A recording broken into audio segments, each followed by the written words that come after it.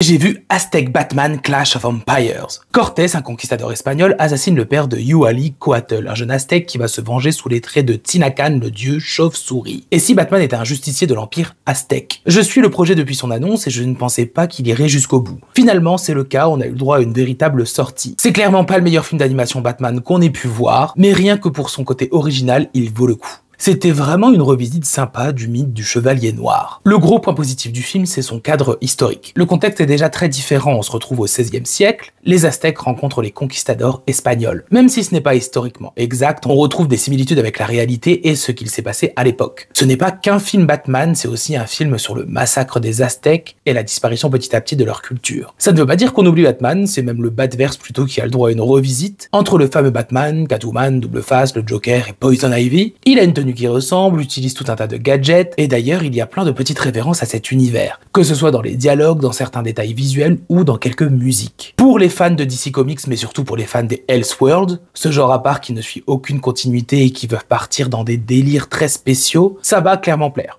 C'était très divertissant avec un cadre plutôt adulte, il y a quelques scènes violentes, du sang, des morts, même si beaucoup de scènes sont éludées, c'est tout de même présent. Et il y a surtout un message important derrière. Et ça, il ne faut pas le négliger. Et vu la fin, une suite a déjà été pensée. Niveau réalisation, c'est plutôt moyen. La direction artistique est pour moi réussie, que ce soit le design aztèque de l'univers DC, qui fonctionne carrément, et les couleurs utilisées qui sont superbes, par contre l'animation est extrêmement basique. C'est robotique, pas trop de mouvements, ça fait un peu trop cheap. Les musiques sont plutôt pas mal, et les doublages sont en espagnol. Ça joue sur l'immersion, même si tout le monde parle espagnol, même les Aztèques.